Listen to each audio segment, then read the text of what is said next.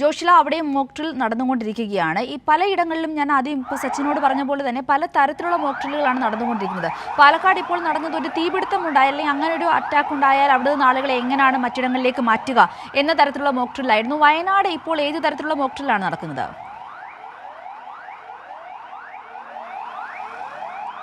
Wayanad കിൻഫ്രയിലാണ് mock drill നടക്കുന്നത്. എന്നൂരിലും mock ഡ്രില്ലുണ്ട്. 4 മണി കൃത്യസമയത്താണ് ഈ ഒരു സംഭവം ഉണ്ടായിട്ടുള്ളത്. ഇവിടെ കിൻഫ്രയ്ക്കുള്ളിലെ ഫാക്ടറിയിൽ ബോംബ് വർഷിച്ചാൽ എന്താണ് സംഭവിക്കുക, ഏതൊക്കെ തരത്തിലുള്ള സുരക്ഷാ ക്രമീകരണങ്ങൾ ആ സമയത്ത് ഏർപ്പെടുത്താൻ സാധിക്കും എന്നുള്ളതാണ്. ഇവിടേക്ക് Kerala fire and rescue services, അതുപോലെ തന്നെ ആശുപത്രി അധികൃതർ, അങ്ങനെ എല്ലാ സുരക്ഷാ സംവിധാനവും, പോലീസ് എല്ലാം തന്നെ ഒരേ സമയത്ത് ഇവിടേക്ക് എത്തിച്ചേരുകയും ആളുകളെ പുറത്തേക്ക് കൊണ്ടുപോവുകയും തീയണക്കാനുള്ള ശ്രമം നടത്തുകയും ഒരേ സമയം തന്നെ എല്ലാ സുരക്ഷാ പ്രവർത്തനങ്ങളും നടത്താൻ സാധിച്ചിരിക്കുന്നു എന്നുള്ളതാണ്. മോക്ക് ഡ്രിൽ ഇതാ നമുക്ക് കാണാൻ സാധിക്കും.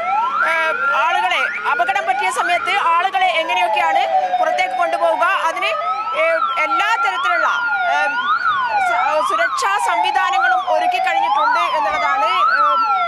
സിവിൽ ഡിഫൻസ് അടക്കമുള്ള ആളുകൾ, ഫയർ ആൻഡ് റെസ്ക്യൂ അടക്കമുള്ള ആളുകൾ, അങ്ങനെ എല്ലാ ആളുകളെ രക്ഷിക്കാൻ, ജീവൻ രക്ഷിക്കാനും സുരക്ഷകൾ ഏർപ്പെടുത്താനും അതേസമയം അപകടം സംഭവിച്ച സ്ഥലത്ത് തീയണക്കാനും ഒക്കെ തന്നെ എങ്ങനെയൊക്കെ സാധിക്കും, എല്ലാവരും ജാഗ്രതയിൽ ഇരിക്കുന്ന ഒരു സമയം, അത് ഏറ്റവും സുരക്ഷിതമായ രീതിയിൽ എങ്ങനെയൊക്കെ ആളുകളെ രക്ഷിക്കാനാവും എന്ന് കാണിക്കുന്ന രീതിയിൽ തന്നെയാണ് മോക്ക് ഡ്രിൽ നടക്കുന്നത്. പോലീസ് ഉടനെ തന്നെ സ്ഥലത്തെത്തിയിട്ടുണ്ട്. എല്ലാ സുരക്ഷാ സംവിധാനങ്ങളും ഒരുക്കിയിട്ടുണ്ട്.